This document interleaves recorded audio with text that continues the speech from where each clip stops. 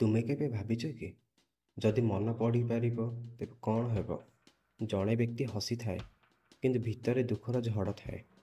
ଯଦି ତୁମେ ସେହି ଲୁଚି ରହିଥିବା ସ୍ୱର ଶୁଣିପାର ତେବେ ତାହା କିପରି ଅନୁଭବ ହେବ? ସେହି ବନ୍ଧୁ ଯିଏ କୁହେ ମୁଁ ଭଲ ଅଛି କିନ୍ତୁ ତାଙ୍କ ମନର ଶବ୍ଦ କହୁଛି ମୁଁ ଭିତରୁ ଭାଙ୍ଗି ଯାଇଛି। ଏହା କ'ଣ ଭଲ ଲାଗିବ? କିମ୍ବା ସେହି ସମସ୍ତ ଭାବନାକୁ ଏକାଥରରେ ସହ୍ୟ କରିବା ବହୁତ ଭାରି ହେବ।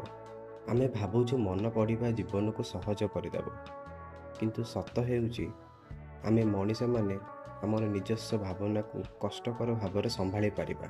ହୁଏତ ସେଥିପାଇଁ ପରମେଶ୍ୱର ଆମକୁ ଏହି ଶକ୍ତି ଦେଇନାହାନ୍ତି। କାରଣ ଯଦି ଆମେ ପ୍ରକୃତରେ ପ୍ରତ୍ୟେକ ମଣିଷକୁ ଶୁଣିପାରୁ, ପୃଥିବୀ ଶବ୍ଦରେ ପରିପୂର୍ଣ୍ଣ ହୋଇଯାଆନ୍ତା, ଶାନ୍ତିରେ ନୁହେଁ। କେତେବେଳେ ନ ଜାଣିବା ଏକ ଆଶୀର୍ବାଦ, କାରଣ ପ୍ରତ୍ୟେକ ହସ ପଛରେ ଏକ ଯନ୍ତ୍ରଣା ଲୁଚି ରହିଥାଏ ଯାହା ସମସ୍ତେ ବୁଝିବାକୁ ପ୍ରସ୍ତୁତ ନୁହନ୍ତି। ତେଣୁ ଆମେ ମନ ପଢ଼ିପାରୁନାହୁଁ କିନ୍ତୁ ଆମେ ମନ ବୁଝିପାରୁ।